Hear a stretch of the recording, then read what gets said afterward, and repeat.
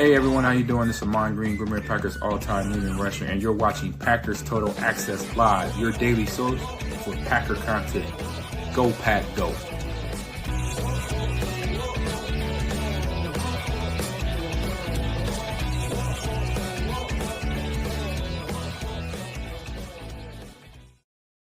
What's up, guys? Welcome into Packers Total Access. My name is Clayton. You can check us out on Packernet.com. Find me on Twitter at Packers_Access. Join alongside Tim in Green Bay. We'll have the other knuckleheads joining us here in a minute.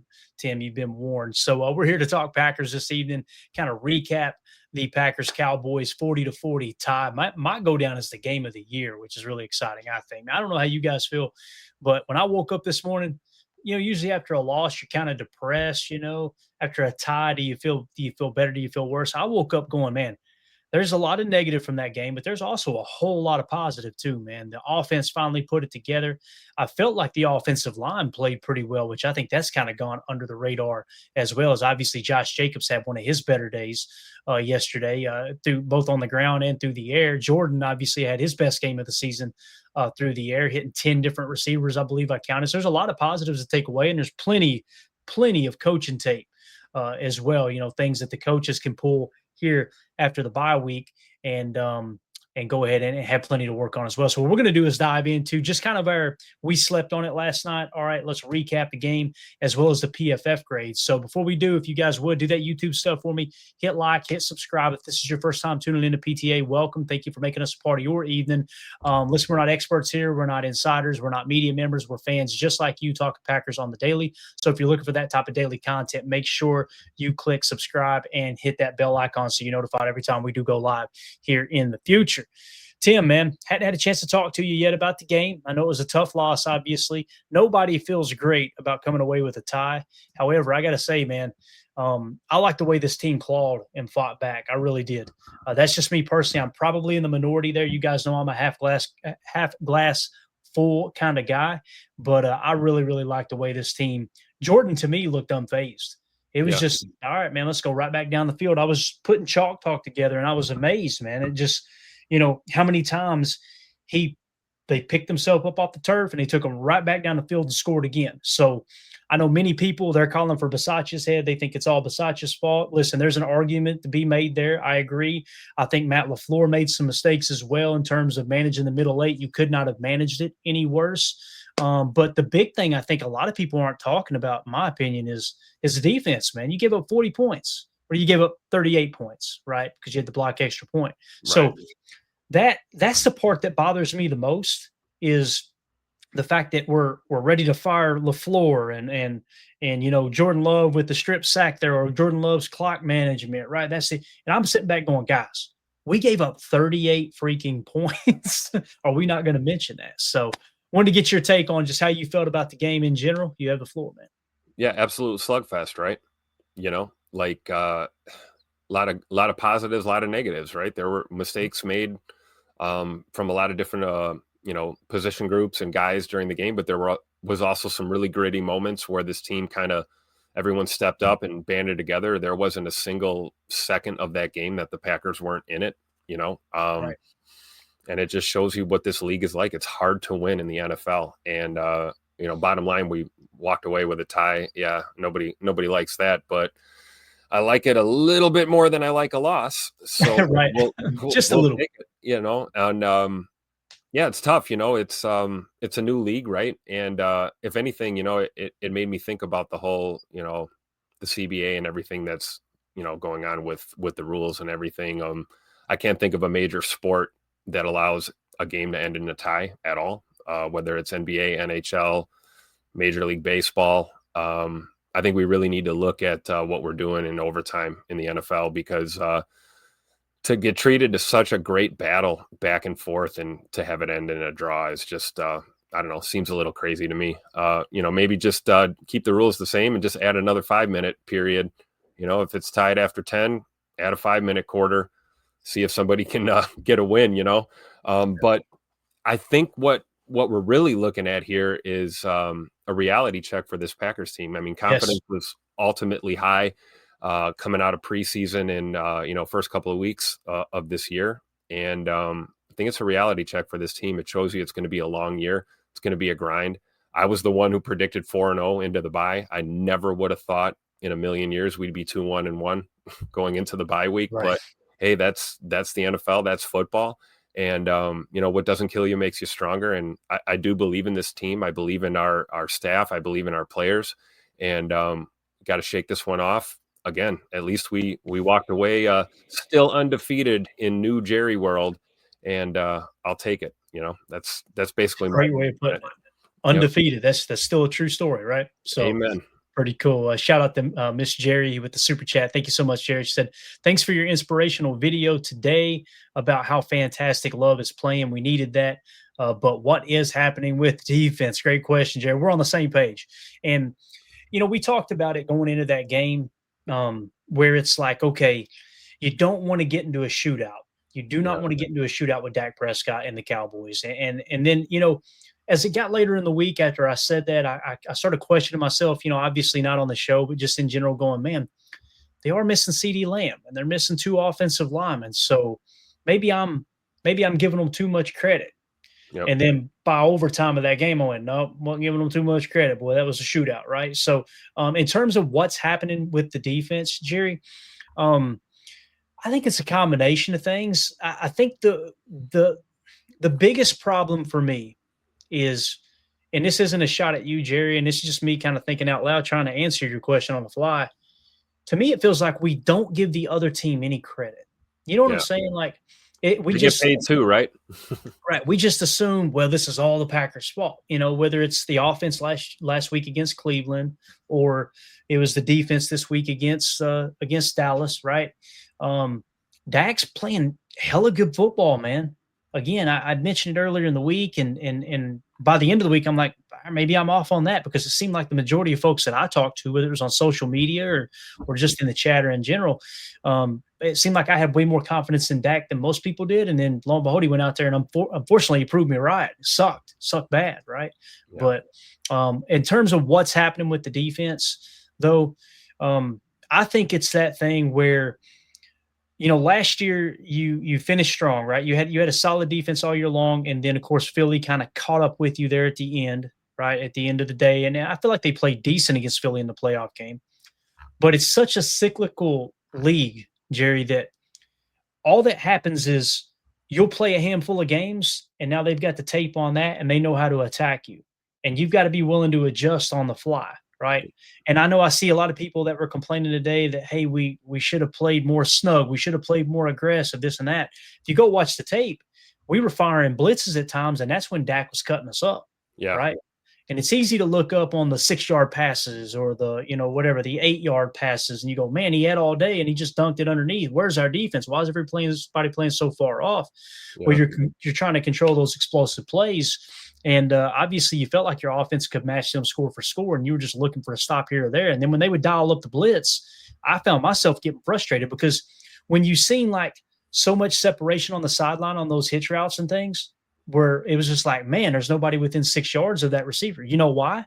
Because we dialed up a blitz and we were having to play a little more off to protect, because when you dial up that blitz, it's going to be a one-on-one situation. You want to play over the top technique. And if the argument is, hey, look, I'd rather you sit on that hitch and give up the deep bomb, I have to respectfully disagree, So I don't know if any of that makes sense, Jerry. I'm just thinking it through in my head after watching the tape. I've made one pass through. I'm way behind schedule. Of course, like Tim gave me a little bit of grace. I'm like, Clayton, you've got a bye week. You got plenty of time to do chalk talk and watch the tape. So one time through, I seen some situations where they were blitzing when we blitzed and we shouldn't have. And we kind of trusted that 4-man rush. And I felt like the rush was a little more harnessed just because, Dak has that ability to scramble. But I will say this isn't a popular opinion, but I'm going to say it. And I know people's going to get mad at me. There were a bunch of holds that were not called. Oh yeah. It was unbelievable. Tim, I had 2 different accounts on Twitter DM me during the game by about the fourth quarter. And, one has over 300,000 followers. The other had like over 80,000 followers going, hey man, any clips you got of them not calling these holds, send them to me. any Yeah. screenshots, or because they see me tweet a couple times too, and they started firing them off last night. And of course, everybody, quit complaining about the refs, guys. It matters. It matters. It really does. So It does, and it should be fair. If that's what NFL officiating is trying to do, which is call fair game and let the players play the game, and that determines the outcome, then that's great. But it did seem a little one-sided at times. There was a lot of things that weren't called, especially on Micah. We saw that throughout the night. He was getting strangled, pulled left and right. Very few holding calls. And then, we saw some questionable stuff in the secondary too. We've got the non-intentional grounding call that, didn't happen by some miracle. I guess there was a receiver in the state of Texas. That's about it on that one that they just, called an incomplete pass. So if anything, you're looking for your officials to be consistent and not, not get nitpicky and over aggressive, with the calls, and you want them to just kind of be, window dressing. You don't want them to influence outcomes of games. And I think some inconsistency with Mr. Tolbert's crew kind of messed things up for us last night. And really, I guess you could argue that both ways at times, but it did seem a little interesting that there was some blatant stuff that just we didn't see any reaction from the officials at all. Mm-hmm. And Jerry says, thanks, totally makes sense. The Dallas play calling seemed amazing, and the pass catchers too. They really stepped up. And we kind of talked about, and thank you for the super chat, Jerry. Appreciate you. We kind of talked about that during the week. I was wondering, Dallas's players have got to be seeing all this Micah buzz, right? And I thought Micah did a good job of not running his mouth much at all, if any, right? He seemed to talk about, how Dallas was good to him and this and that. And it's just more or less he's got the problem with Jerry. So I don't think we gave him any kind of bulletin board material in terms of the players or the coaches. However, the media sure did. Everybody picked the Packers. I'm telling you, man, that will ignite an NFL opponent. There's no doubt about it. So I think you got the best version of the Dallas Cowboys. And people will say, well, the Bears, they played Dallas way better than we did and this and that. Keep in mind, guys, Dallas took Philly all the way down to the wire. Yep. That's your reigning Super Bowl champions, right? And I believe any given Sunday, right? Yeah, I'm telling you, man. So it's all about the matchups. It's all about the game planning for that particular week. How quick do you make the adjustments? The big deciding factor for that game, though, and I know y'all get tired of hearing me say it, but it's so important. And I know there's still people that don't believe it, and that's okay. We can disagree. That middle eight, Tim, bro, It matters. Mandy, she didn't get frustrated at me, but when we lost the middle eight 14-0, I set my pen down chart and I went, oh my God. She was like, that's all right. They're still in the same. I'm like, I understand they're in it, but do you understand how hard it is to win a ball game when you lose the middle eight 14-0? And again, that's why we got a tie. Yeah, exactly. We're lucky to have the tie. Exactly. That's probably why I woke up a little more positive than most fans, because I'm looking at it through that lens. You lost the turnover differential 1-0, and you lost the middle eight 14-0, and you got out of there with a tie on the road in the NFL against a team that took Philly down to the wire. Like, hard for me to complain about that. And again, that was Matt LaFleur's fault that we lost the middle eight by 14 points. You should have only lost it by 7. And if that was the case, you probably end up winning that ball game last night. However, I do not blame Matt LaFleur coming down the stretch there and how he decided to call it in the fourth quarter. Because, guys, he's looking up going, Aubrey's going to kick a 60-something yard field goal and beat us. What's going to happen if we give them the ball back? Let's run this clock down and try to get ourselves in a position where you could take a shot or two at the end zone, kind of like in overtime as well. And I had no problem with the running plays they called, because when you looked at the alignment on the defensive line, there was plenty of space in the middle to run inside zone runs. And I love that Matt LaFleur said, okay, they're playing off, they're playing soft, they're protecting deep. Let's just pound the rock, give ourselves a shot, 1 or 2 shots at the end zone if possible, and then kick the field goal if it's not there. So, yeah, same thing with the decision to kick in overtime. Knowing the rules, knowing you put that defense out there, see if you can hold them to nothing or 3, and we did, right? We just couldn't punch it in the end zone. I'm kind of on the fence. I've seen a lot of criticism of our coaches, and there were some mistakes that were made, but all in all, it was an absolute slugfest and a hell of a game. And you just hate to leave with the tie, but again, better than the loss, right? Yeah, no doubt about it. Let's see what else is going on in the chat here before we get to the PFF grades. Love talking ball with you guys. Chuck Jagger says, I hope you talk the deep pass to Wicks that Golden caught. Will do. We're definitely, it's on the list. It's one of the first ones on the list. As a matter of fact, it's the very first play, right? I put a tweet out and I put Jordan Love to Dontavion Wicks and Matthew Golden for 46 yards. Did we figure out who ran the wrong route or what's going on? It's got to be Golden because Wicks, I say it's got to be. To me, it looked like it was because Wicks was squeezed against the sideline. He's running a go route. And if I remember correctly, and again, I've only watched it through once, what I seen was a go and then another go that I thought was going to be like a skinny post. And listen, if they're playing inside leverage with Matthew Golden, then you bend it back out a little bit, right? And then I think on the other side you had maybe it was Kraft was running kind of a post option route where you're kind of okay, you can turn it into a climb or a post. So he's working kind of the middle of the field coming across, and I think had another deep shot on the other side if I remember correctly. But the reason I mention that is with Kraft working that, I think it was supposed to be 99 Y post, right, or 999 Y post, which is basically all go with a post, kind of a whatever you call a post choice, which could turn into a climb. So I think what ended up happening is Matthew Golden reads inside leverage. He starts to bend it out, turns to look, the ball's in the air. At that point, you don't just assume, oh, that must be going to Wicks. He went up and got the damn ball. So yeah, absolutely. And credit to Tay Wicks there too for not trying to go there and grab that ball. That's veteran type of play by a receiver, understanding what's going on out there. And great shot by Jordan too, to just deliver that ball down there, right? Yeah, very selfless play by Dontavion Wicks, no doubt about it. For sure. Tony Holman says, kudos to the Dallas offensive game plan. They knew how to beat our pass rush. Amen, man. Amen. And it's called holding. That well, that played a big part all the time. I will say this though. This will probably make some people mad, and that's okay because you guys know my policy. If you see it, you got to say it. Jerry Jones said earlier in the week, guys, we didn't win a ring. We didn't have a whole lot of success with Micah, although Micah's a great player.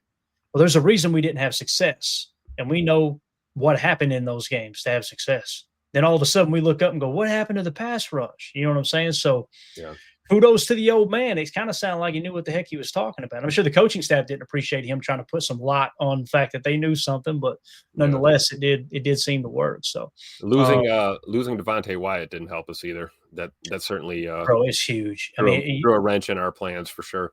And we, to the best of my knowledge, we still have no information on that. I imagine they'll withhold that information as long as possible. It being a bye week, who knows? It may leak out from his camp here soon. But man, does that say a lot about Devontae Wyatt though and how he's been playing? Because I think they had scored 0 points up to that point, and then he hurts his knee, goes out, and all of a sudden the floodgates open. So, and again, if we're playing hindsight, right, and we're going back a Monday morning quarterback in the draft and all that, we talked about, man, go get a 3-tech, go get a 3-tech, go get a 3-tech. I'm glad they got Matthew Golden, don't get me wrong. But imagine if they had been able to get someone like, and I can't remember how exactly it fell, but imagine if they could have gotten our boy from Ole Miss or a Derek Harmon or someone like that, and it ended up being a hit last night. Maybe you win that game last night, but you're also really, really shallow in the wide receiver room with Jaden Reed being out, Christian Watson being out, and then obviously you would not have a Matthew Golden, which you got to tip your cap to Matthew Golden. He came to his hands are legit, bro.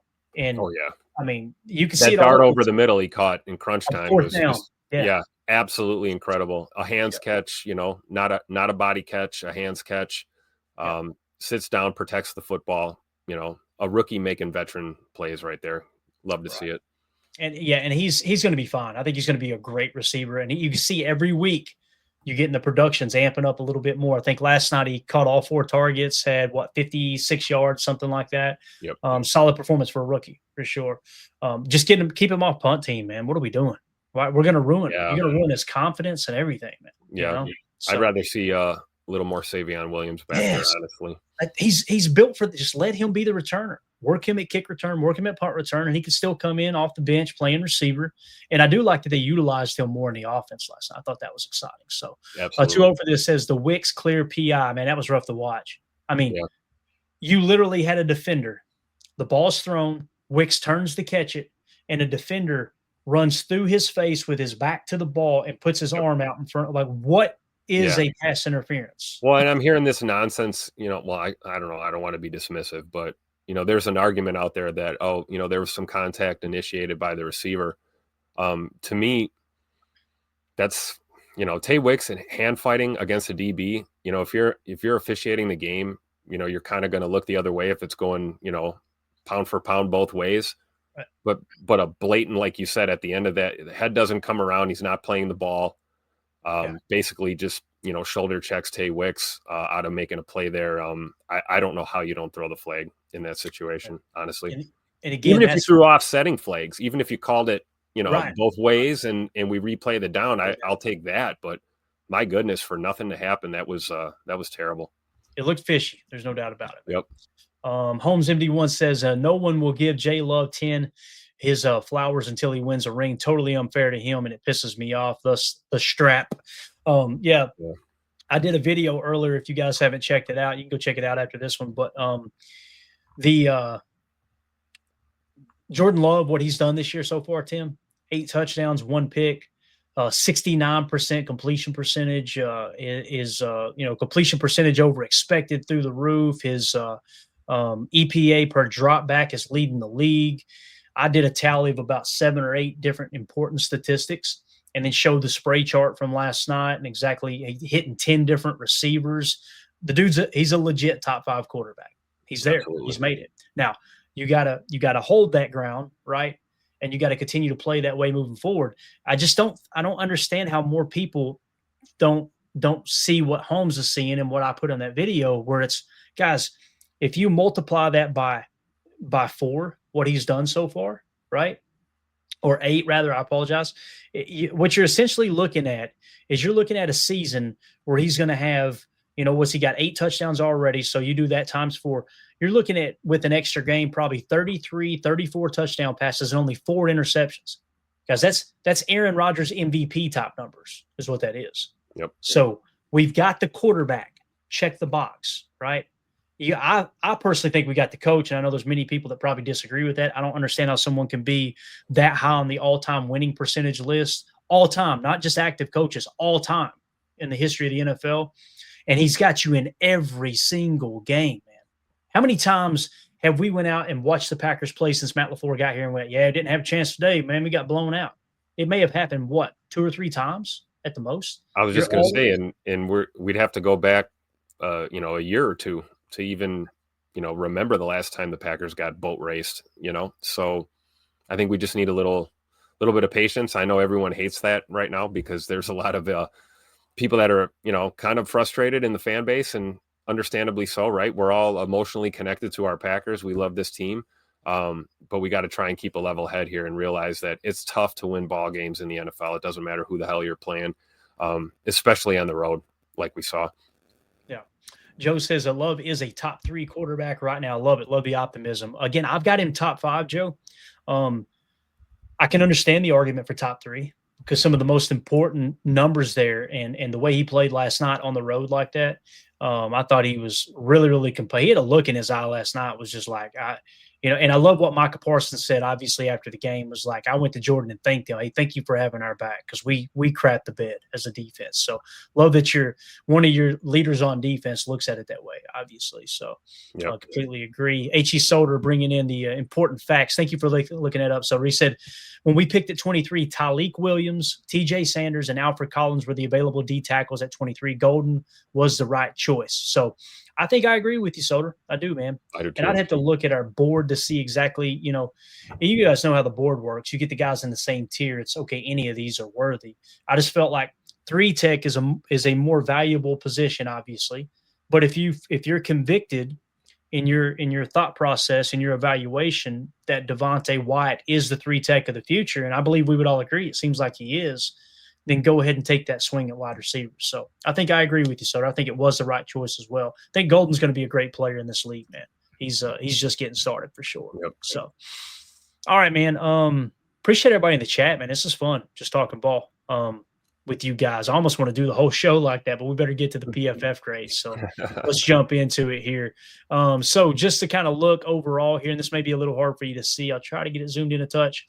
So far in this young season here, the best game we've played was week 2 against the Commanders. Just according to PFF, we graded out an 85.9.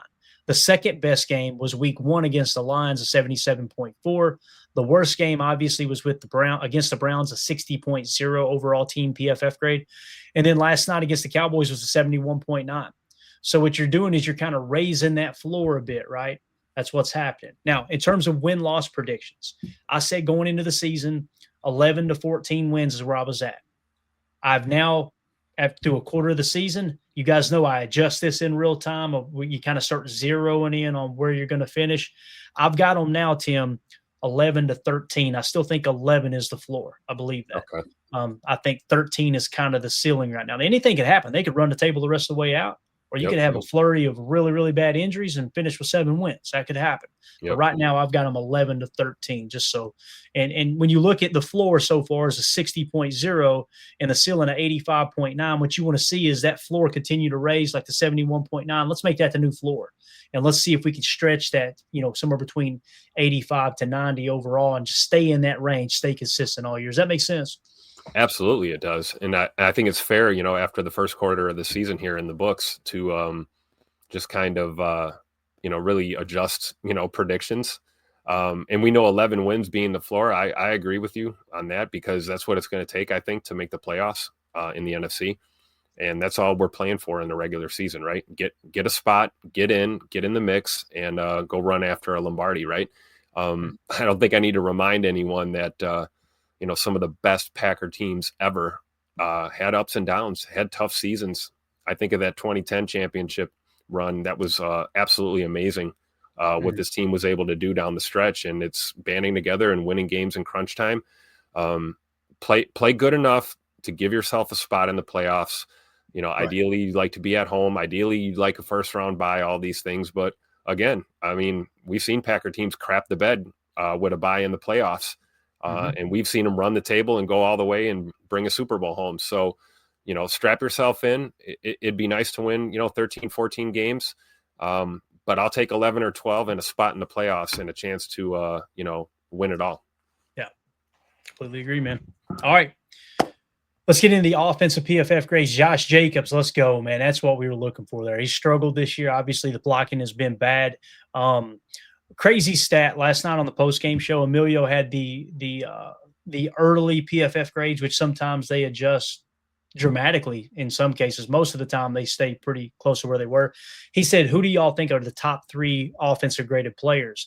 One of the 3 I listed was Darian Kennard, right? And nailed it. Hit on it. Right? He was the 3rd highest graded player.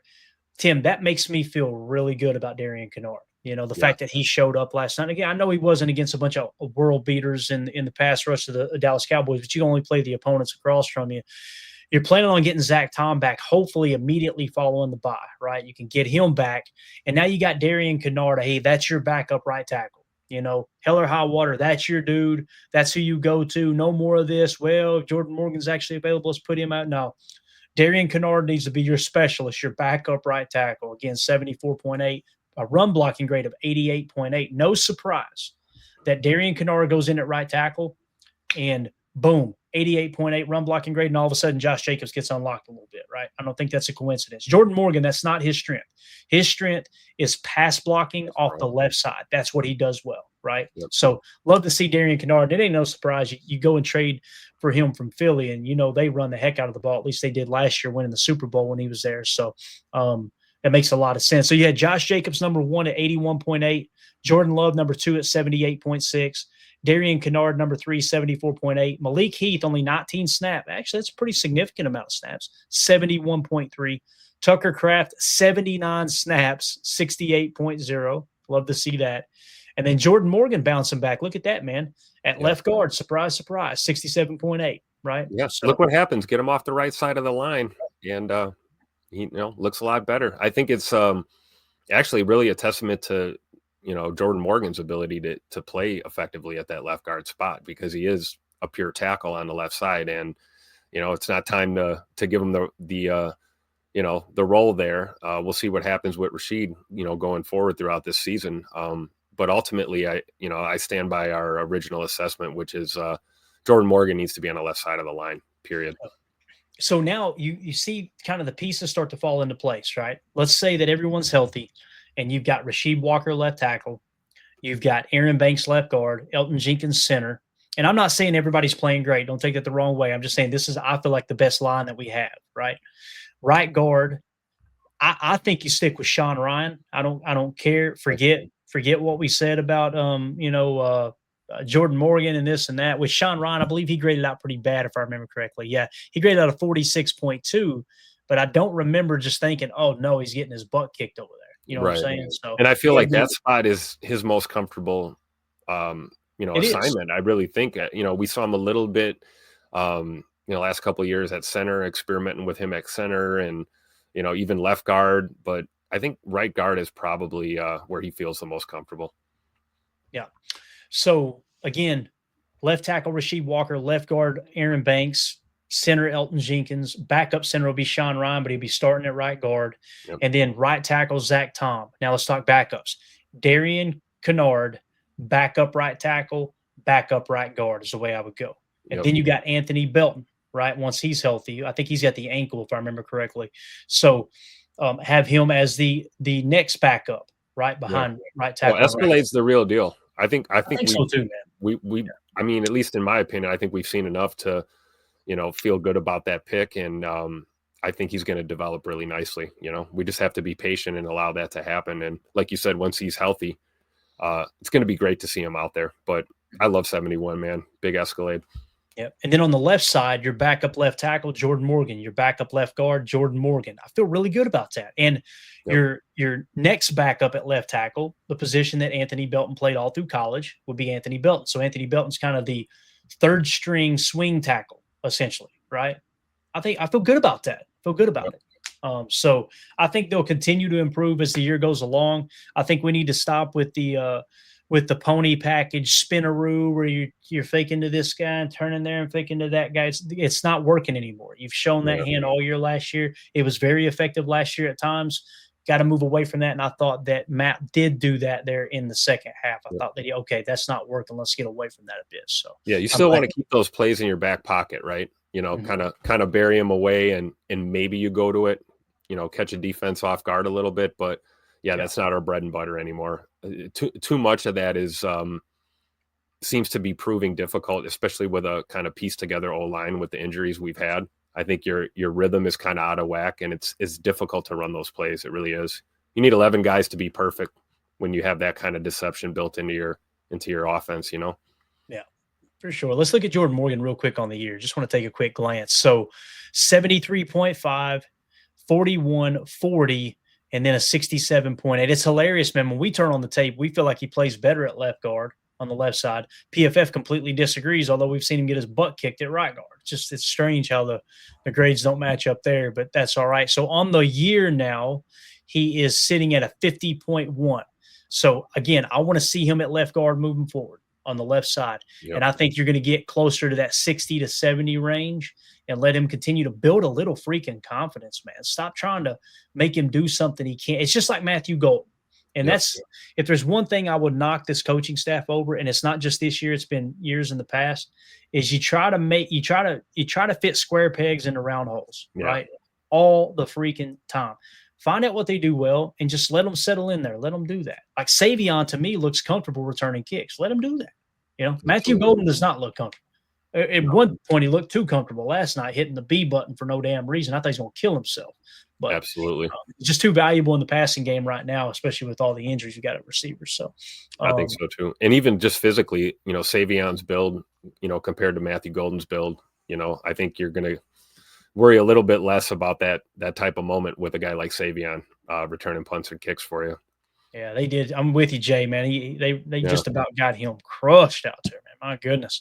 Shows some toughness factor though from MG, man, because he popped right up, and you could tell he was a little he was a little dazed a little bit, but man, I think he's just a hard-nosed guy deep down, man. He's a tough player.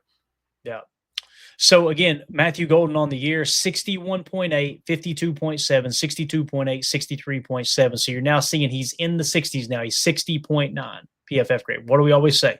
Anybody who grades out in the 60s or higher as a rookie, typically a good indicator they're going to be a good pro. I think you're going to see that number get closer to 70, and eventually break 70. He'll have a bad game here or there, but I think you're going to see him get better and better the more snaps he gets. He's learning now the speed of the NFL as opposed to college is the way I feel about that. Yeah. So I don't know how Romeo Doubs had such a bad grade. I mean, the run blocking, I get it. And maybe that smoke screen or that bubble screen to Matthew Golden, maybe that's considered a run block. He completely whiffed on that. That's the reason that play got blown up. And I didn't like the hat count in general with the pre-snap judgment there by Love, but you had a shot and Dobby just missed that block. So maybe that's what hurt his grade the most. I thought he was clutch last night along with the Golden at times. So Tucker Kraft just continues to do what he does, right? I think they said he's second in yards receiving for tight ends right now.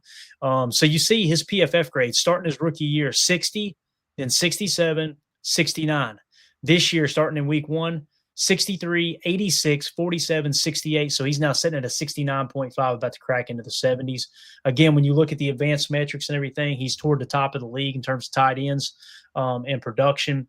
He's got some of the surest hands in the game. I think Jordan has really developed a lot of trust in him. And the more trust he develops in Golden and continues to go in that direction, and then you get Christian Watson back, you're going to see Tucker Kraft really open up underneath. It's going to be exciting. So I'm happy with where Tucker's at for sure. Me too. I would have liked to see a little bit more targets for him last night, but I think, like you said, it was kind of just the nature of the beast and how that game was going. I think as you go forward, you'll see things open up, and Jordan will be able to lean on him a little bit more in the passing game. Joe in the chat says, I didn't like that screen in the red zone. Where did Matt think the DBs would be lined up in the back of the end zone? Now, if you watch it back, Joe, you had the hat count. You had a little bit of leverage there. You fire it to Matthew Golden. If Romeo Doubs blocks his guy, Golden's got his speed around the edge outside. This is what I was talking about with smokes and bubbles, that you want to incorporate those more into the RPO game. To me, it was a good call. The guy read it perfect. Diggs read it perfect, and Dobby just didn't get to his spot. He absolutely got Matthew Golden crushed on that play. Now, does Trayvon Diggs still make that play, or does someone else make the play? It's possible, but I like the way Matt was going there rather than throwing it, because when the play started, there was those 3 DBs on that side of the field were in the end zone. So, the only other what's the other option? You know what I mean? Try to take a shot at the end zone there. I like the fact that they tried to work underneath with the athleticism. It's just, I thought it was a decent play call, bad execution, in my opinion. But again, I've only watched it once. By the third time, I may change my mind on that. I haven't really checked that play out over and over and over. So anything else you want to hit on offense, Tim, before we move to defense? Anything at all, man? Good. I think we're good. I think we covered it pretty much. Right? Yeah, I think so. All right, let's move on to defense here then. So this was obviously it was a wild night for this defense, giving up whatever it was, 38 points. Micah Parsons leading the way in 94.2. Obviously had a great night according to PFF. I struggle with the pass rush win rate stat.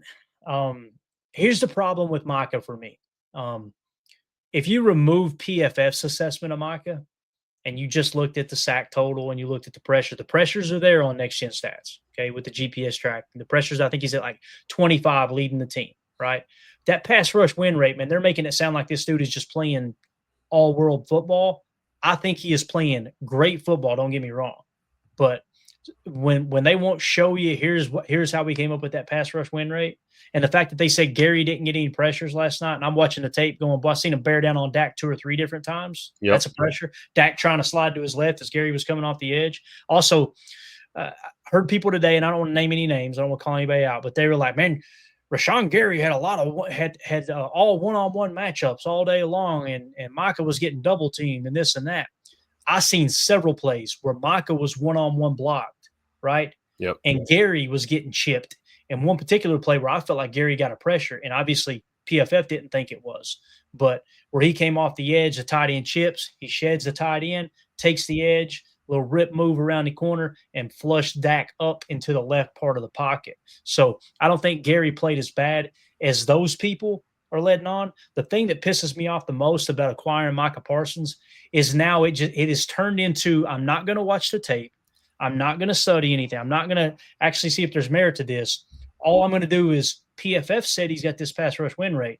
Gary's horrible at football. I'm telling you guys, it's just not the case. It isn't. So when you look at the grades here, Micah Parsons 94.2. Isaiah McDuffie, 79.5. Edgerrin Cooper, 77.5. I disagree with the Coop grade. I didn't think Cooper played that good, but that's what they got. They got a 29.7 tackle grade. They're saying coverage was good, 75.3. I don't remember him getting a pass breakup. Maybe I'm wrong. Maybe I overlooked that. But I felt like they were kind of generous with Coop. And you guys know I'm a big Cooper fan. I love Edgerrin Cooper. Oh, for sure. I don't think he played quite that well. Rashawn Gary, 71.4. You see the run defense grade, once again, 79.0. You want to know how we kept their run game in check? Rashawn Gary, once again, tackle grade 75.2. The pass rush grade they gave him was a 55.1. And I'm not saying his pass rush grade should be in the 70s or higher, Tim. I think 55.1 was pretty low. And I'd say he probably should have been in the 60s-ish, if that makes sense. Devontae Wyatt, 70.1. That's your top 5. What do you think about those grades, man? Yeah, I think you're right, especially talking about Coop. They were a little generous with Cooper. And then, of course, there's my boy Quay buried down here at the bottom of the list for some reason. Which is crazy because many people thought he had a great game. I didn't think he had a bad game, but here we are, I would agree somewhere between good and great for Quay. And I think Quay's finally kind of rounding that turn here, in year 4, playing for his NFL future here. And he's proven to be reliable. PFF clearly disagrees. Maybe with Micah, going back to the top 5, maybe there was some grace given there on the pass rush, win rate, considering that he was literally being strangled and held all night long. Maybe they accounted for that since there were very few flags, if any, on that. But I agree. I think not the greatest performance from Edge Coop, but hey, these guys are human. They're not going to be perfect all the time. This game is full of ups and downs, and I think we'll see him bounce back and have a better performance coming out of the bye for sure. Yeah. Let's see what the chat's saying here. JG Phantom says, why does PFF hate Quay? It's kind of felt like that in the past, but I will say this, Phantom, if you look this year, they were actually grading him out pretty decent. Well, 57, 64, he had that 81 and then a 45. So he's sitting at a 63.2, which is his highest PFF grade to date, right, in terms of seasonal grade. And granted, it's just 4 weeks. So this is the highest they've ever graded him. But I'm with you, man. They seem to be a little more critical of him than they do, most players. And again, with Edgerrin Cooper, I'm not sure what they've seen there. Joe says Cooper has been my guy from the eye test. I thought he had more missed tackles last night than his whole career. I don't think that's off target there, Joe. Yep. I don't. That's kind of how I felt like last night too. I felt like it was one of his worst games, and to see him graded so high really did surprise me. Again, I got to go back and key in on him a little bit more on the all 22. Chris Casual says PFF obviously picks their favorites and rides the grades.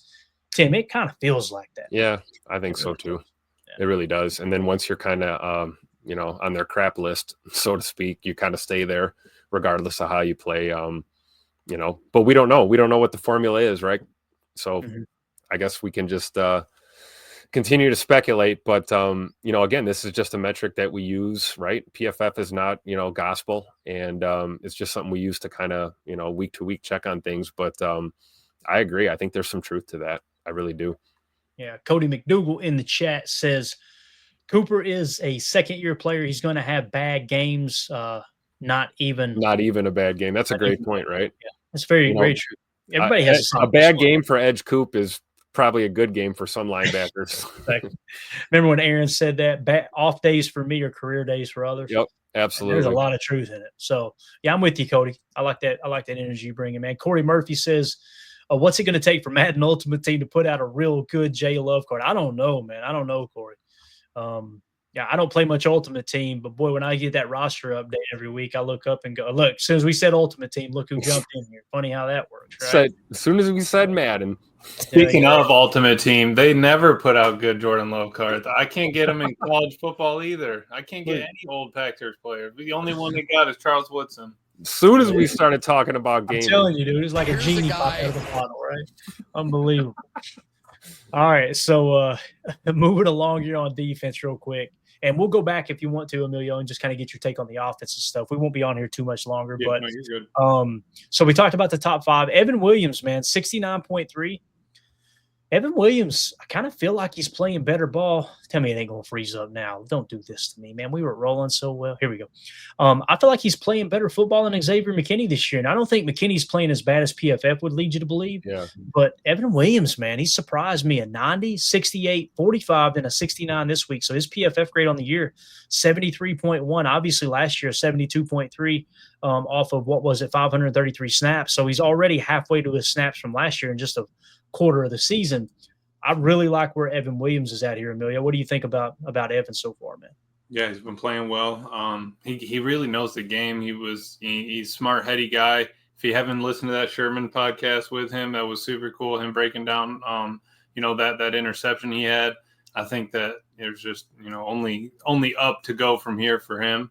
But crazy that we picked him up in the fourth. It's just like, a Zach Tom sort of thing. You take 3 safeties in that draft or whatever, and you're getting good playing time from 2 of them, and you've got a backup that I think that we all love in Home Depot. So we'll see what happens. But Evan's been a dog and a necessity on this defense. Yeah. Soder with the super chat said, only getting 3 turnovers in 4 games is concerning. Don't see how they are going to generate them if they're going to play that soft in the secondary. And you guys know I've been pretty vocal about this season. I going into the year, I said I didn't expect them to have the turnover success that they had last year. And I said, I hope I'm wrong, right? And if I am, then boy, Jeff Hafley is a genius. But what they did last year was just so – it's rare. It really is, man. Now, I did expect them to have more forced fumbles so far this year with all the emphasis they put on that in training camp, but it just hasn't materialized yet. Maybe when it does come, it's going to come in big spurts, right? It just literally just fall into place and fumbles start breaking loose everywhere. That would be awesome. Miami hadn't had any, had 2 tonight. There you go. You know what I mean? There you go. So I wonder if that goes hand in hand with some of the tackling issues too. It's great to ball hawk, but if you're punching and ripping all the time and you're not wrapping up and bringing guys down, we see what we saw last night. There was some missed opportunities there to just, make a solid tackle. Yeah, for sure. Appreciate the super chat there, Soder. I can understand the concern there, man, because again, it's how it is, right? Just like Hall of Fame quarterbacks. You get used to just, all right, we're always going to have a Hall of Fame quarterback. When you got one that might not be, but he's still very good to great, it's a little bit, you get a little bit concerned about that, right? You get a little bit, I don't know, it's just uncomfortable. As silly as that sounds, we're spoiled for sure. How many pass deflections would equal a turnover in your mind? Like Keyshawn gets 5 passes, you know what I mean? Like, is it 3, 5, 10? Right. What counts as one turnover type? Especially on third down, right? Get off the field with a PBU. Yeah, I love it. Brent in Indiana with the super chat says, D-line on roller skates second half, hard for the linebacker. That's a great point, Brent. Yep. Look at who we had out there, guys. We had an undrafted rookie, right, in our boy Stackhouse. We had Carl Brooks, who, correct me if I'm wrong, 4th-round pick. Does that sound right, Amelia? 4th or 5th? I want to say it's 5th from Bowling Green. Okay, so 5th-round pick. And then Kobe Wooden, who was a 4th. Was he a 6? I could have swore. Maybe it's 4 and 6, but I'm pretty sure Wooden's a 6. I'll look. All of those outside of the 3rd round. So it's like, to Brent's point here, and not to justify it or say it's okay. It doesn't matter. Once you're on the team, you got to get the job done. But that does make sense why the linebackers would struggle a little bit in the second half once Wyatt goes out. And again, it's just a testament to how good Wyatt is. There's no doubt about that. So I think we've got us one there. But again, it doesn't mean you stop there because you're going to have guys get banged up. And there's going to be situations where you got a team in 3rd and long and put both 3 techs out there. Even though one's going to be playing a 1 tech, but you got 2 really good pass rushing 3 techs. And now you got a backup for when people like, Wyatt get banged up during the season. So you can never have too many edge rushers, pass rushers. Really, you can never have too many pass rushers is the saying. That includes 3 techs and edge defenders, right? So yep. You got a pretty good stable of edge rushers right now, although they didn't have a great game last night. But go ahead and get you another 3 tech this offseason for sure. And that's we saw Hafley have to adjust there in the second half too. We saw some of those like 5-man fronts, kind of having guys move around to kind of create that. And I think that does it creates more pressure on your middle linebackers for sure. And we saw that it was evident. You can't underestimate the presence that Heavy D brings to that D line for sure. We saw it last night. Absolutely, Tim. And just what losing Kenny did, It's not like we didn't have depth or guys to step in there, but we lost a vet. We lost a dude that knew what he was doing on the inside, and that I mean, you saw him get in the backfield a few times last night. You saw him make plays, and he still got it. But I looked it up, double checked. Carl Brooks was the 6th rounder. Kobe Wooden was the 4th rounder. Got it. So I just got him flipped. But yeah, I mean, that's just the kind of thing. It's like, hey, we're still a little light at D tackle. I think that's, a possibility in the draft if we're talking, looking in the future. And I think that it's really trenches again for both sides of the ball that you'd be looking at, investing in. Yeah, for sure. And again, Brent, thank you for that super chat, buddy. Appreciate you. Let's take a look real quick at LVN. What kind of years LVN having? So 68, 52, 89, 65 on the year, 73.3. Pretty solid so far, man. You're seeing a floor of 52 and a ceiling of last week, 89.8 on 30 snaps. And you're seeing he's consistently over 30 snaps now, right? So he's definitely getting his opportunities. Again, the thing that I like there is you got a decent combination there. The tackle, he's a sure tackler, man. He's as good a tackler as we've got on the defensive line. I mean, he's got that wingspan. His tackle grade so far this young year, 73, 72, 71, 70, a full tackle grade on the season of a 77.2. Pass rush grades of 69. Run fit or run defense grade 68.1. Pretty solid across the board, man. So I'm happy with what LVN's doing for sure. I think he's trending in the right direction for sure. Let's see here. McKinney, like I said, they've been a little rough on McKinney this year. 54, 54, 70, and 61. Okay. So obviously this year is a down year, although it does line up with his 2022 year, right? But I think he's going to finish much higher than that 60. I think he'll get it going. And again, to me, it just seems like they're not targeting him much. They're kind of staying away from him. They know where he's at, right? So makes sense. That's where other guys got to step up and make plays for sure. Absolutely. So, and that's why every little mistake you make shows up, tenfold, right? When you're in that situation, they finally come your way, and if you slip and fall or make any kind of mistake, you're going to be under that magnifying glass for sure. Yeah, definitely, man. Definitely. And I did hear people say that, it's funny.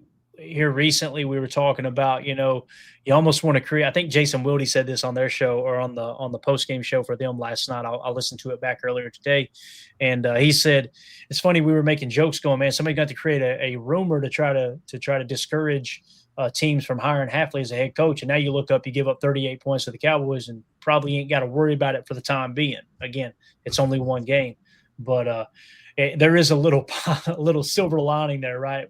You have a bad game like that, maybe that keeps him from getting a head coaching job. You keep him around, but again, there's a lot of football left for sure. So let's just take a quick glance at special teams before we wrap up. JJ Enigbare, 68. Zane Anderson, 65. Matt Orzik, 64. Adrian Cooper, 63. Katano Ladapo, 63. Tyron Hopper, 62. Okay, so those are kind of your leaders. Let's see who screwed the pooch here, who crapped the bed. No surprise, Luke Musgrave. On the blocked extra point, we're having this conversation every week. Listen, I've helped some coaches at the high school level, and there's been many people try to get me into coaching, not because I'm brilliant. They just know I love the game, and I'm a freaking film junkie. You can be an idiot and watch enough tape that I watch that you'll probably pick up on enough to be a decent coach, I think is the message there. Guys, I don't know how we blame Bisaccia for these blocked extra points. Jordan Morgan was bad pad level. And listen, I'm not saying Bisaccia should keep his job. Understand what I'm saying. I'm not saying Bisaccia should go on being the special teams coordinator. He's the assistant head coach. I heard something mentioned earlier. Let him continue to be the assistant head coach and hire a special teams coordinator. Bring somebody in to work special teams so he can continue, and he can kind of help oversee special teams, just get an extra set of eyes, right? Jordan Morgan's pad level is the reason the kick got blocked last week. This week, Luke Musgrave had the big no-no. Anybody who's been in coaching knows that when you're on that edge, if you have to choose between the two, it's just like when you're blocking on the interior of the offensive line, right? You've got a guy that's going to try to gun off the outside and dive toward the kick, and you got a guy that's going to come free if you go to that guy diving off the kick. You got to get, like Talisher said, you're basically blocking 1.5 guys. You're trying to get an arm on this guy, and then just not you're essentially blocking the inside guy, and then you're trying to just get a swap on the guy coming out of the outside, right? Just to knock him off track a little bit. The ball was snapped. Musgrave literally ignores the guy right here, kicks out, and tries to block the guy outside. I didn't know what the heck happened when they blocked it, because like, how did he looked like he jumped over the line or something. No, nobody blocked him, because Musgrave was supposed to prioritize him. Now, if you want to blame If you want to blame Bisaccia for that, go ahead. We're just going to agree to disagree. But I have a hard time believing that Rich Bisaccia said, all right, Luke, here's the deal. If you got to choose between those two, let that dude come right up the middle and block the kick, and you just fan outside. He didn't say that. Now, if your argument is it was Rich's decision to put Musgrave out there, I agree with you. That's a boneheaded move. Because Musgrave, as excited as I am for Luke Musgrave as a player, and I think my excitement's quite a bit lower than other people, you know, in terms of watching him play offense. I don't think he's lived up to the expectation that I had on him with a second-round pick, but he is not a blocker. So I don't know. He had that one good one on the Jacobs touchdown. He blocked Donovan Ezeraku into oblivion and kind of sealed it for Josh to get through there. But I would agree 100%. Other than that, you know, I don't know, Emilio. I don't know what the answer is. Who do you put over there, right? Who is? I don't know enough. Anthony Belton. That's the thing too. Like, there's got to be a reason they're not putting a big hog molly over there, right, Emilio? Like, what is it? Is it that they're not quick enough to kick outside if they need to? Do you think my first thought was having Musgrave out there gives you the length. I mean, his wingspan has got to be probably top 10 on the team. So you're thinking, yeah, if you've got to block 1.5 guys, you can engage him with the left side and still punch whatever, like, 35-inch arms you have out there and kick them out. But then you go ahead and you bring Carl Brooks in. Once Musgrave got yanked, he took that spot. And I think, hey, Carl Brooks has blocked kicks and stuff like that, so he's got the wingspan too. But I just either we need to change up our formation or we need to know, because every time they just overload and put 7 on our 4 or whatever is on that side of the line, they just get washed down. I mean, it's like it's nothing to it, and we never do it for some reason. Like, we're always 3 down or 2 down, or maybe we're 5 down and 2 of them stand up and back out. I'm like, when was the last time I've seen somebody do a fake kick? I'd rather, send it. Somebody come running off the side like they did in New England that one year. Like, I need something else from it. And I got to be careful here because we'll get hit with the copyright and it'll void this whole show we're doing tonight, and that's the last thing we need. But I just want to show here real quick. Okay, so you see Musgrave right here. If you could see my cursor. Put a big banner over the top of it, yeah. Yeah, there you go. So right here, right? That's Musgrave, if I remember correctly, right? Yes. Yeah. So we're gonna play it. We'll go slow motion, and then we'll just show it maybe 1 or 2 times over here. So watch. You got 2 guys. You got a guy here and a guy here. Watch where he goes. Like, you see what I'm saying? I mean, he's just straight outside, completely ignores that cat. That's one of the dudes that's on field goal block, Clay, on Madden and college football. That's one of the dudes with the little red triangle over in his head that says B. Like, you can just get on him, and he's one of the ones that's going to get the glitch to block. You know what I mean? Yeah, no, I got you, man. Again, man, it's frustrating because it's like, I can't put that on Bisaccia. No, that's an execution thing from Musgrave. Right. I mean, he's in a terrible spot though. Like, he is. Emilio alluded to that earlier. It's like, you're going to get burned by one of those guys. Mm-hmm. Obviously, you want to block the guy on the inside. Coming off the edge, probably a little harder to block a field goal. But in a split second to make that decision, you can't block them both. Yeah. I like what Emilio was talking about last night. Like, let's get an overload look, or let's beef it up. On the right side of that line here in field goal unit, and maybe it is a tight end. Maybe it's just not Musgrave. Maybe we need Ben Sims out there.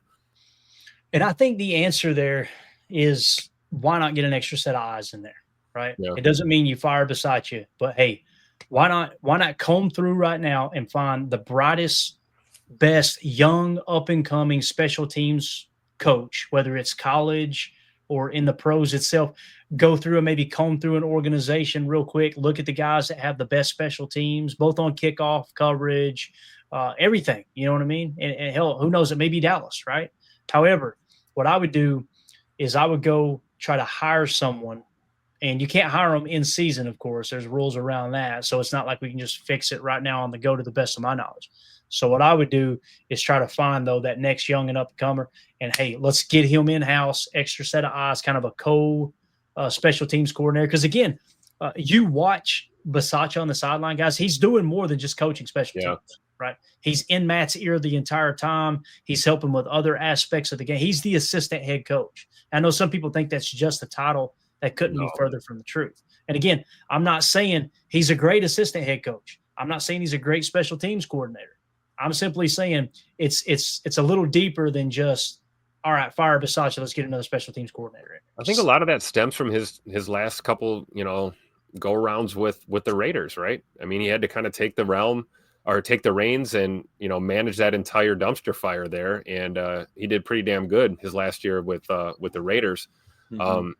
You think, hindsight is 2020 looking at it now. Yeah, maybe it's a scenario where he needs to have a central focus. And if that's being Matt LaFleur's right hand and being an assistant head coach, then let's let him do that. And I agree, Clay. Let's bring in a special teamer, another fresh set of eyes, whatever we got to call them, special teams consultant, however we can do it. Right. Coach Lynn, I love Coach Lynn always comes with answers, right? He comes with, hey, maybe this is a solution. Put Fitz there instead of Musgrave. Absolutely. If that was Rich Bisaccia's decision to have Musgrave out there instead of Fitz, yeah, completely agree. That's a mistake. Because I think Fitz has shown enough to know that Fitz is a much better blocker, right? And he's got a little more oomph to his game. You know what I'm saying? Like he packs a little bit more of a punch in terms of blocking. So I think that's a great point, Coach. Maybe that's a quick fix answer there for the time being anyway, right? So absolutely. Yeah. Or do we have to look to other starters, right? Yeah. We got to throw Quay out there or Edge Coop or somebody, Yeah. Maybe they need to because it's not happening. I mean, yeah, it's happening to us, obviously, but it's still happening around the league. Maybe they need to go to spacing out their stances. I mean, because they went from being real wide on the line to like stacking on top of each other. Maybe you can win a gap just by spacing off of Orzic because they can't be overhead of him anymore. So if you're trying to crash in on maybe you just got to walk the line on the rules with something like that. I don't know, but we need to shore up that wall, man. I'm not happy about that wall being built because that thing got some holes in it, right? Yeah. Don't me no likey that. Cody says Rich gets the leftovers. It's true, and you know that's a thing back to the West Coast roster build that we talked about, man. It's not a priority like it is in the Parcells tree. There's no two ways about it. So, I wonder what Parcells is doing nowadays. Let's get him in here, coach special. There you go. I guarantee he's still got some fire. I don't care if he's 112 years old. He'd be out there cussing people out, man. That dude's got some of the best one-liners. My God, man. Go back and watch NFL films and him just roasting people. Oh, yeah. He's the only person to get in LT's face. I'm for just sure. telling you. Old school era, hard-nosed football guy for sure. Yeah. Cody points out, if this is true, Cody, I'm assuming you're correct here. 49ers put Debo out there. I'm sorry, man. We're not an arrogant football team. There's no space to be arrogant. Put whoever's best at doing it. I don't care if it's Jordan Love. Put his ass out there. If he's best at blocking, whatever. Which is crazy. Well, especially if you have an issue like this, right? Yeah. It's becoming an issue. I mean, drastic times call for drastic measures, right?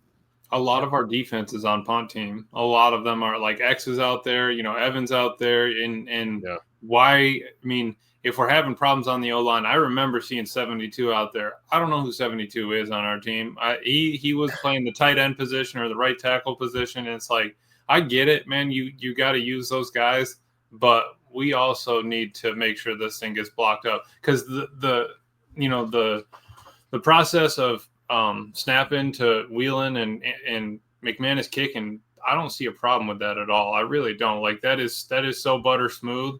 We need to. I would rather do like, hey, let me get 3 O linemen over on the left side. Let's just try to like flex them out, and if no one covers them, all right, pick it up, wheel and spin the thing over there and run it. I mean, we've got to kind of branch out, or we're going to start going for twos. I mean, 72 is Brant Banks. There you go. Yep. And that McManus kick, boy, that whatever tied it up there, sending it overtime, that thing would have been good for 70, bro. Oh yeah. Like, and you know what's crazy is, I was like prepared. Like if it gets blocked, I'm not even going to be disappointed. Like it's obviously an issue. We got a problem with this block. And then, so I wasn't even nervous watching it. It's just kind of like you deserve to lose the game anyway is how I felt after the middle 8. Yeah. When he kicked that thing, I went, damn, he got every bit of it. It looked like he kicked that mad.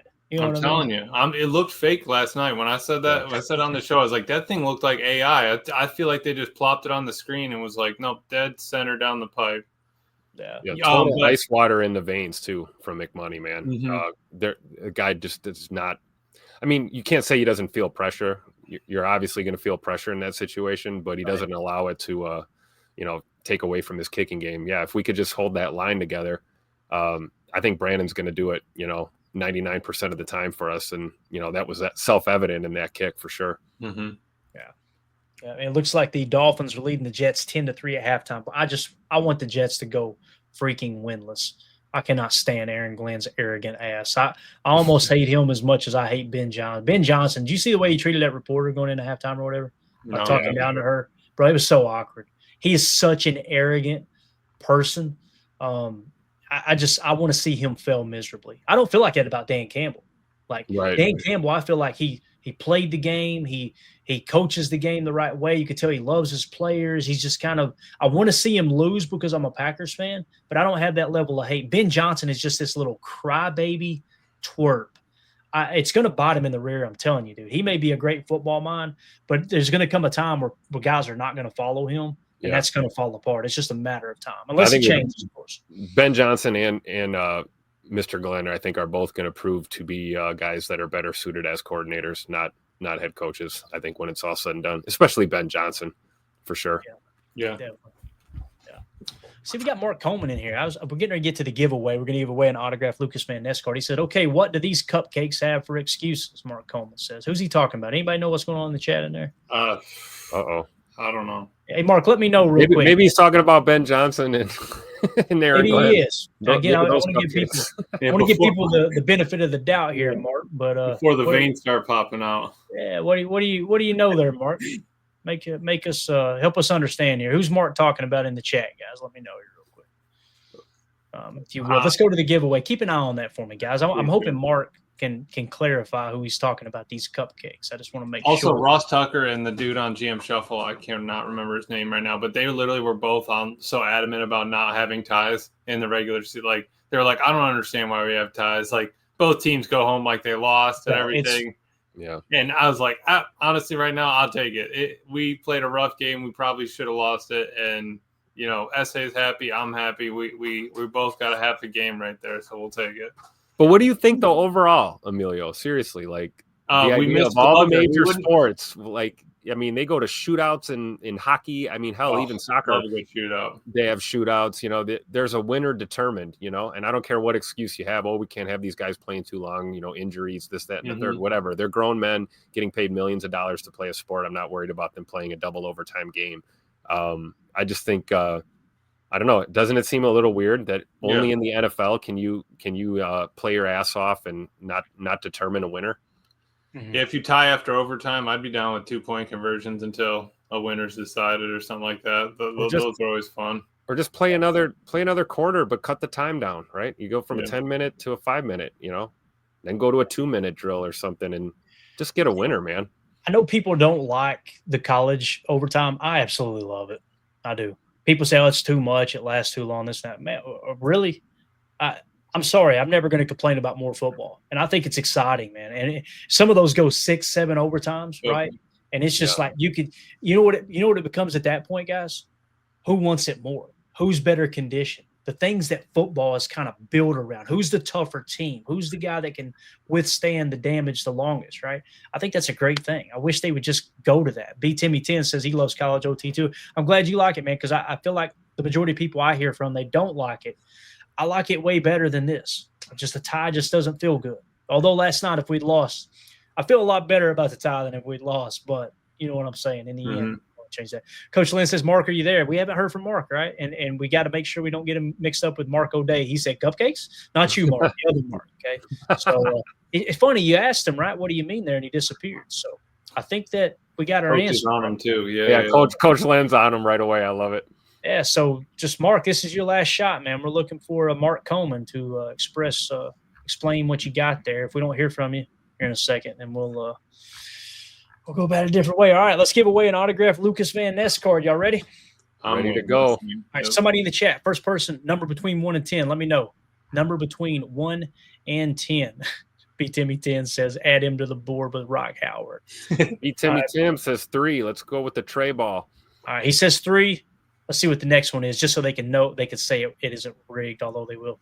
All right, the next one's 4. Let's add them together. We're going to go 7, okay? 4 and 3, 7.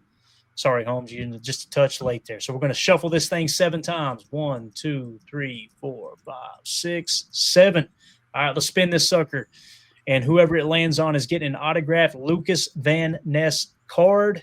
Here we go. I need it no to whammy, be baby. Let's go. One of these days, it needs to just land on me. Yeah, and when it does, we will pretend like it didn't happen. The winner is Two-tone. Two-tone. Sounds like a rapper. I like He it. said I got 2 phones. You don't know that song, do you, Clay? No, man, if it ain't Hank Williams Jr., I don't know much about it. You know what I'm saying? Of course. I'll play it for you later. Appreciate it, man. All right, so Two-Tone, do me a favor, reach out on Patreon or in a text message, 865-658-5824. If you're on Patreon, I'll shoot you a DM, but if you beat me to it, that's fine too. You are the winner of the autographed Lucas Van Ness card. We're also still looking for Gerald J. Points, okay? Poyntz. He is in Patreon. I messaged him. He hasn't responded. So that was the winner of the Matthew Golden card. So if we don't hear from him, let's say by Friday, we'll throw that back into circulation.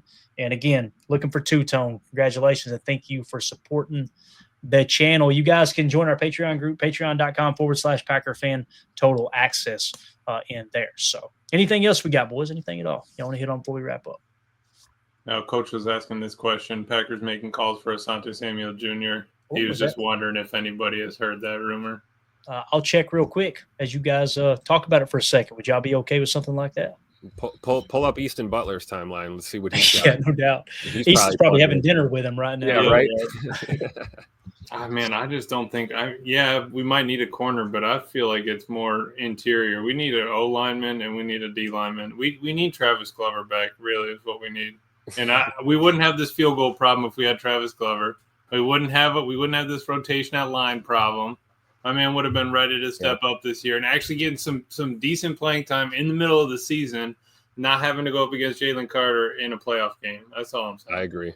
Tough Check look it for CV last night. You know, we had some spotty corner play last night. Other than I think Keyshawn still played pretty damn well.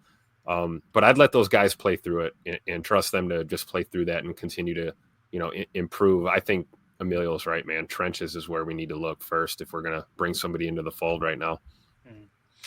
And Coach, thank you for bringing this up. I'm getting emotional about it. Easton Butler, bang, it was him. Asante Samuel is one. They're checking up on his injury. He's got a CT next week. So everybody let us know in the chat, man, as we wrap up here in the comments section. If you're watching this later, let us know, what would you think about Asante Samuel potentially getting signed? I'm with you guys. I would try to bring in an extra offensive lineman that can maybe help you in field goal block as well, right? Like in field goal protect, I should say. I got to quit saying field goal block, protection. So maybe that would be the way to go. But yeah, all right, cool. So we never did hear from our boy, did we? No. So I think we got our answer, right? So for sure. Yeah, Mark Coleman, don't let the door hit you or the good Lord split you. We'll see you later. Our Tony Holman, not the Tony Holman. Is Glover on IR for the season?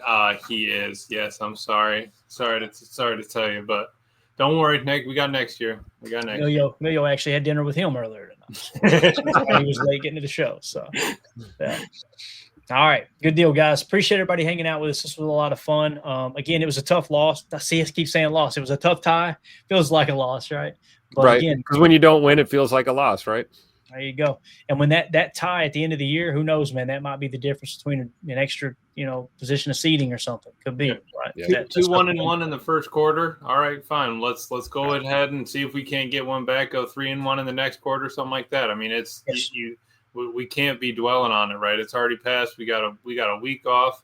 You're going to look at the tape. You're going to watch it probably 2 or 3 times extra because we're in the bye week, but you just got to move on. I think there's a lot to take from it. And what was that other? They were reading off the touchdowns that the last 6 possessions before you got to overtime. It was like touchdown for the Packers, touchdown Cowboys, touchdown Packers, touchdown Cowboys, touchdown Packers, and then both get a field goal and we're into overtime. So it's funny you say that. Since you bring that up, Emilio, I'm going to pull it up real quick and then we'll get out of here. This is the ESPN, what do you call it? Play-by-play, right? Check this out, guys. Packers touchdown, Cowboys punt. Packers punt, Cowboys punt. Packers touchdown, Cowboys punt.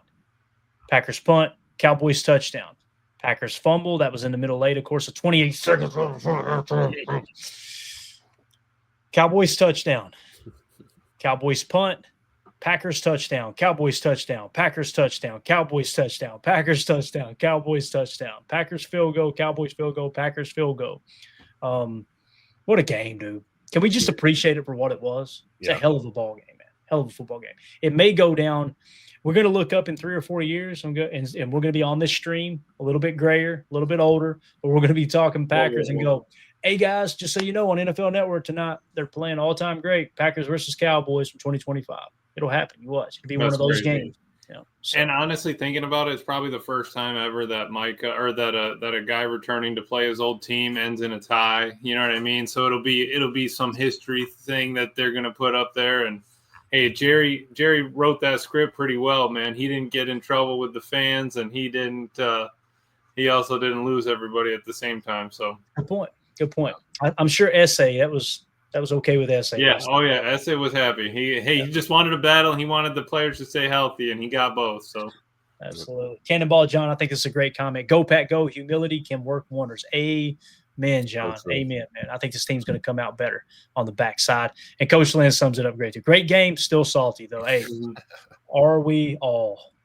So. All right, everybody have a great night. Do me a favor, hit that like on the way out, hit subscribe, click that bell icon so you're notified when we go live. If I get home in time tomorrow, may do another early afternoon show, just something that's on my mind. That's why we did the Jordan Love video. You'll also see that linked. If you're just watching this video by itself later, you'll see that link probably right now on the screen as I'm talking. So appreciate everybody. Have a great night. We'll see y'all tomorrow. And we will tomorrow, maybe Chalk Talk. I'm not going to get in a rush, though. If it's not ready, we got plenty of time. Yeah. We'll do that Chalk Talk here in the next few days. We only have like 7,000 snaps to look at, right, for that game? Exactly. Seriously, man, I'm trying to – there's so many plays I was already leaving out. It's going to be a long Chalk Talk. It'll be a good one, though. So absolutely. We'll have fun with it. All right. Appreciate everybody. Everybody have a wonderful evening. As always, let's go out and be the change we want to see in the world. And go Pack, go. Here we go. We're out. Bye, guys.